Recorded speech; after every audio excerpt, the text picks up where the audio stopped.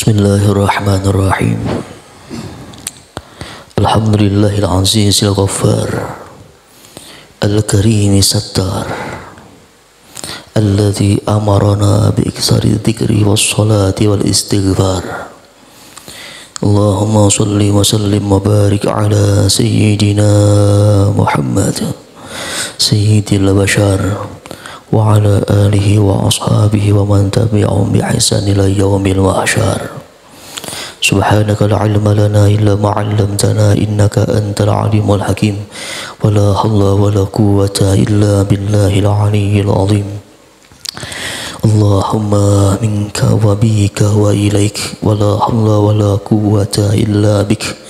Allahumma bihaqqi sayyidina Muhammad wa ali sayyidina Muhammad ij'alna fi qalbi sayyidina Muhammad sallallahu alaihi wa alihi wasallam.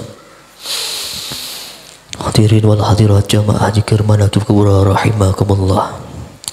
Masih dalam kajian tafsir surah Al-Baqarah di ayat 173. Allah Subhanahu wa taala berfirman, A'udzu billahi minasyaitonir rajim. Bismillahirrahmanirrahim. Innama harrama 'alaikumul maytata wad-dama wa lahmal khinziri wa ma uhilla bihi li ghairillah. Wa ma uhilla bihi li ghairillah faman ittara ghaira baghin wa la 'adin fala isma 'alaihi innallaha ghafurur rahim.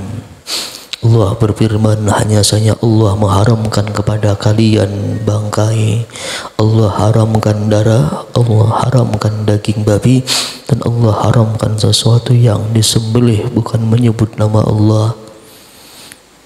Pamaniturra ghaira baghi wa la'atin fala isma 'alaihi.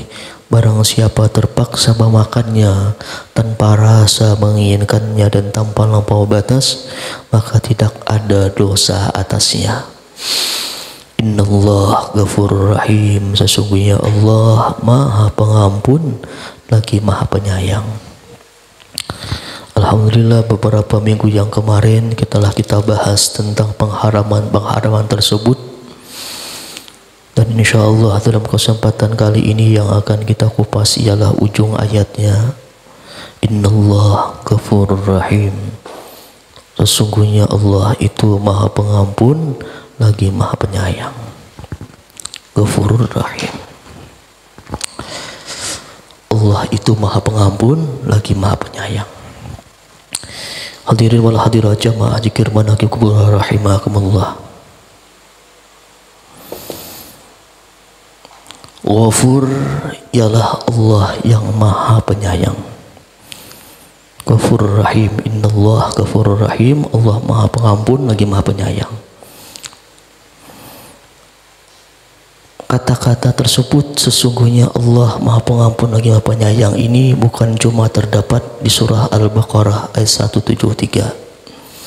Ada lagi di Al-Baqarah ayat 192, Al-Anfal ayat 69, Al-Maidah ayat 39 dan lain sebagainya.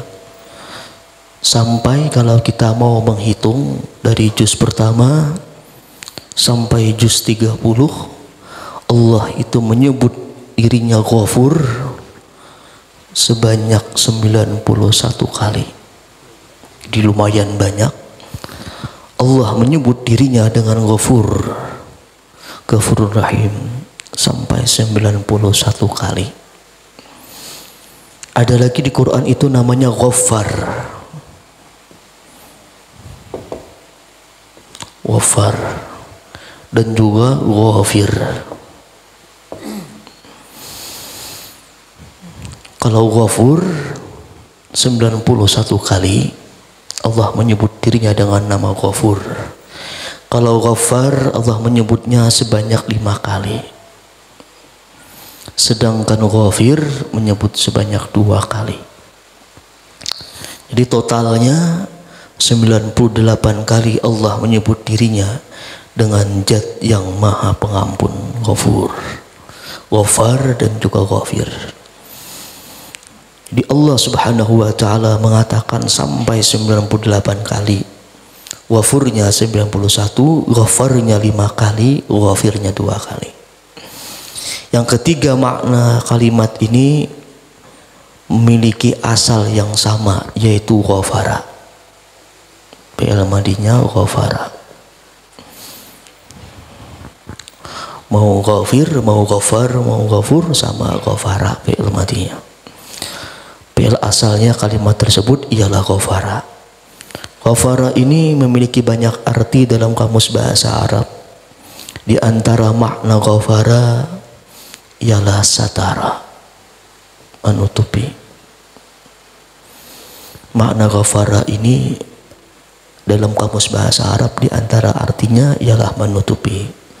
Ada lagi artinya menyembunyikan. Bahkan ada juga artinya melindungi dan lain sebagainya. Jadi makna ghafara ini lumayan banyak, lumayan luas dalam kaidah bahasa Arab. Dan yang semuanya ini adalah asal daripada kalimat ghafur, ghafar dan juga ghafir. Jadi sesungguhnya Allah Maha Pengampun lagi Maha Penyayang. Hadirin wal hadirat jamaah dzikir manaqib kubra rahimakumullah. Dari 3 kata ini, ghafir, ghafar dan ghafur, yang menarik perhatian para ulama, bahkan ulama sufi itu tertarik 2 kata ini, ghafur dan juga ghafar.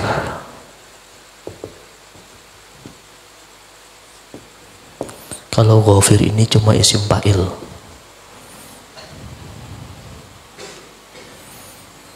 Yang menarik perhatian para ulama termasuk ulama sufi ialah makna ghafir dan yang makna ghafur dan juga ghafar. Kalau ghafir itu cuma isim fa'il. Kalau ghafur dan juga ghafar ini isim mubalaghah. Kalau bahasa bersangatan pengampunnya, mubalaghah. Kalau bahasa sekarang superlatif. Makna daripada ghafur dan juga ghafar ini bersangatan, mubalaghah. Jadi tertarik para ulama termasuk ulama sufi menyikapi makna yang tersirat daripada ghafur dan juga ghafar. Apa makna daripada 2 kalimat tersebut? Sampai Allah menyebutkan 91 kali dan Allah menyebutkan sampai 5 kali. Cuma 2 kali tok Allah menyebutkan ghafir. Jadi perhatian mereka fokus di 2 kalimat tersebut, ghafur dan juga ghafar. Dan hal ini pernah ditanyakan salah seorang muridnya Imam Ghazali, Abi Hamid Muhammad bin Muhammad Al-Ghazali At-Tusi Asy-Syafi'i.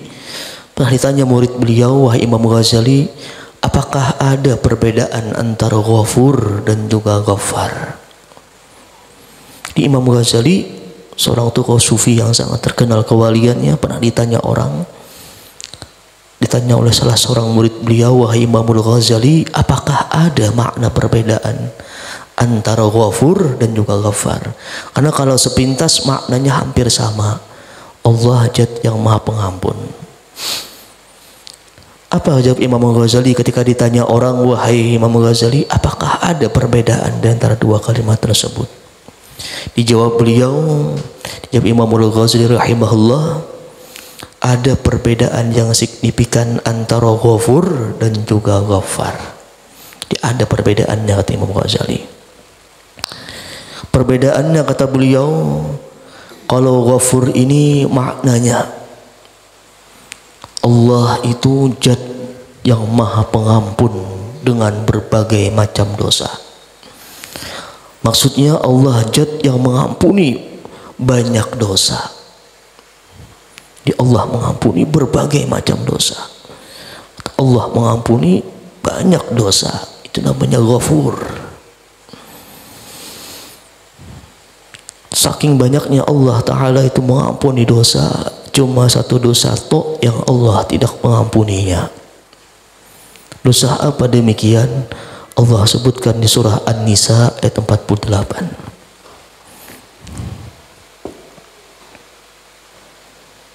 Hanya 1 dosa tok yang Allah Subhanahu wa Ta'ala tidak ada sedikit pun pengampunan, dan selamanya dia akan berada dalam neraka Allah Subhanahu wa taala. Apa dosa tersebut? Dalam surah An-Nisa 48, innallaha la yaghfiru ayyushraka bihi wa yaghfiru ma duna dzalik liman yasha. Apa kata Allah? Sesungguhnya Allah tidak akan mengampuni la yaghfiru ayyushraka bihi, bahwa dia disekutukan. Allah tidak mengampuni dosa musyrik, dosa syirik. Yaghfiru ma duna dzalik, Allah cuma mengampuni selain syirik liman yasha, bagi orang yang Ia kehendaki. Nah, jadi di antara dosa yang tidak Allah taala ampuni ialah syirik. Ialah syirik. Ini langsung Allah proklamirkan, Allah nyatakan la yaghfiru ayyushraka bihi, tidak ada ku ampuni kata Allah, bahwa dia disekutukan atau dituakan, ayyushraka bihi wa yaghfiru ma duna dzalik liman yasha, bagi orang yang Ia kehendaki. Kenapa bisa demikian? Kenapa saking Allah taala tidak mengampuni dosa syirik ini? Karena syirik ini termasuk ialah kezaliman seorang hamba kepada sang penciptanya. Jadi saking parahnya dosa syirik ini termasuk dalam kategori zalimnya seorang hamba kepada sang penciptanya. Karena ada hadis riwayat Anas bin Malik bahwa Rasulullah pernah bersabda, apa kata Rasulullah? Az-zulmu salasatun. Az-zulmu kata Rasulullah ialah salasatun. Pertama kata Rasulullah, fa zulmun la yaghfiruhullah. Ada kezaliman yang tidak Allah ampuni dosa tersebut, yaitu dosa syirik tadi. Kezaliman yang tidak ada ampunannya ialah dosa syirik. Yang kedua kata Allah Rasulullah sallallahu alaihi wasallam, wa zulmun yaghfiruhu, kezaliman yang Allah taala ampuni. Itu fadzulmul ibad, menzalimnya hamba akan dirinya sendiri. Bima bainahum wa baina rabbihim, kezalimannya hamba tersebut, dia menzalimi dirinya dengan dosa antaranya dan antara Tuhannya. Maksudnya berkaitan dengan Tuhannya. Misalnya tidak sholat, tidak puasa, ini dosa yang ada kemungkinan besar Allah Ta'ala mengampuninya. Kenapa? Dosa ini menzalimnya hamba akan dirinya, namun hubungannya antara dia dan antara Allah Subhanahu wa Ta'ala. Ini zulmun yaghfiruhu, kezaliman yang mungkin saja Allah Ta'ala ampuni. Tapi jangan juga dianggap remeh dosa demikian. Kenapa? Tidak ada jaminan kita diampuni Allah, namun dapat kemungkinan kita diampuni ya, karena zulmun yaghfiruhu, kezaliman yang mungkin saja Allah mengampuninya. Lalu yang ketiga, zulmun la yatrukuhu,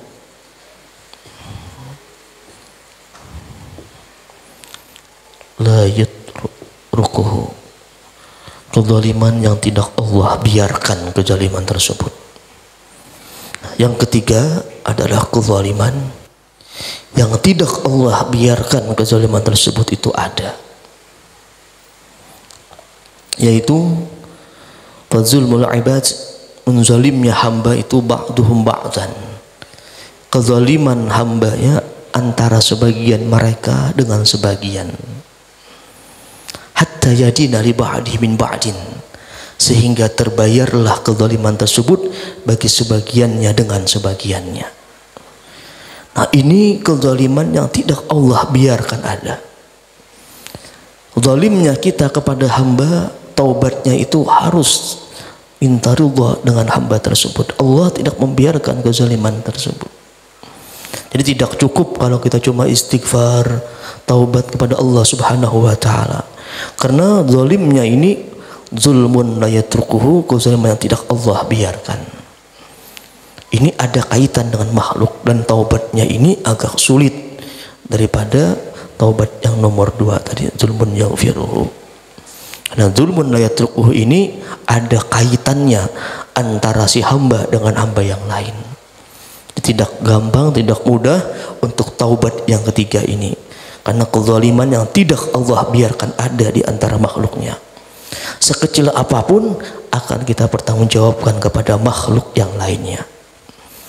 Bahkan kalau kita lihat dalam hadis Muslim, di sana Rasulullah menceritakan saking Allah Ta'alanya itu tidak membiarkan ada kezaliman antara hambanya. Bahkan dalam hadis riwayat Muslim, Allah tidak membiarkan kambing yang dulunya bertanduk yang mengganggu temannya yang tidak bertanduk. Bahkan Allah balaskan di akhirat nanti kambing yang memiliki korna, tanduknya, kambing yang bertanduk, ketika di waktu hidupnya dia pernah menanduk kambing yang tidak bertanduk. Di akhirat nanti Allah palingkan. Yang dulunya tidak bertanduk, Allah berikan tanduk kepada kambing tersebut. Dan Allah Ta'ala suruh untuk menanduk kambing yang dulunya pernah menanduk dia. Bayangkan kambing saja Allah Ta'ala suruh demikian, apalagi makhluknya. Sampai sedemikian Allah Ta'ala tidak membayarkan kezaliman tersebut. Seekor kambing saja Allah kisaskan, Allah balaskan. Ketika waktu di dalam dunia dia pernah menanduk temannya, di akhirat nanti Allah palingkan tanduknya. Yang dulunya tidak bertanduk akan menanduk temannya yang dulunya pernah menanduk dia. Ini saking Allah Ta'alanya meninggalkan zulmun la yatrukuhu, kezaliman yang tidak Allah biarkan ada di antara makhluknya. Hadirin wal hadirat jamaah dzikir manaqib kubra rahimakumullah.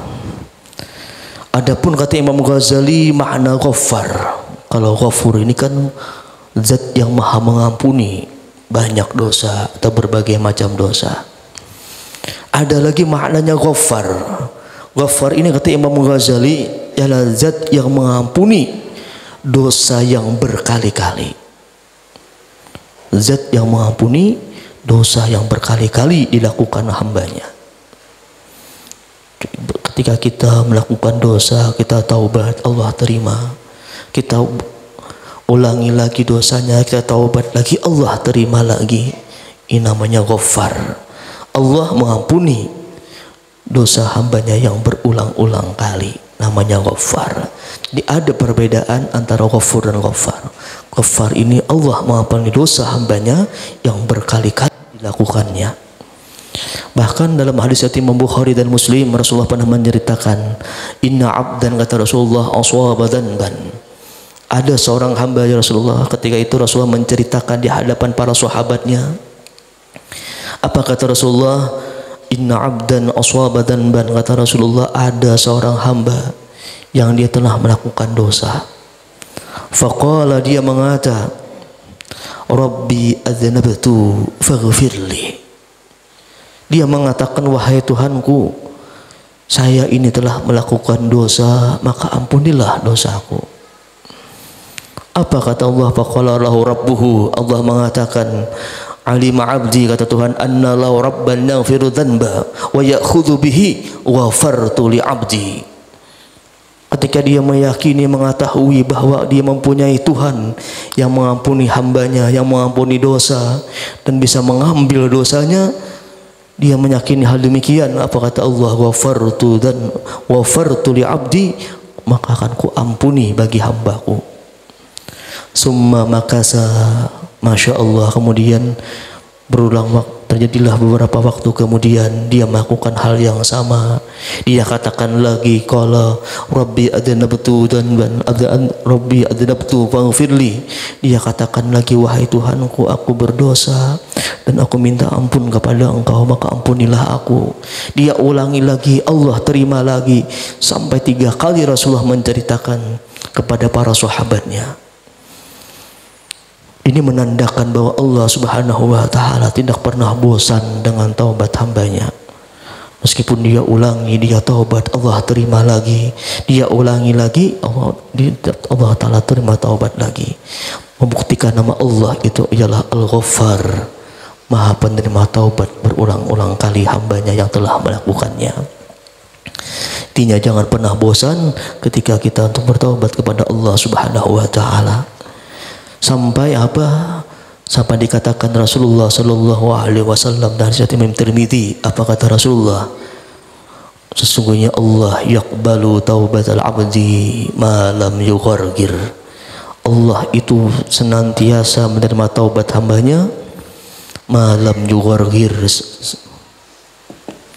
selama roh belum sampai di tenggorokan.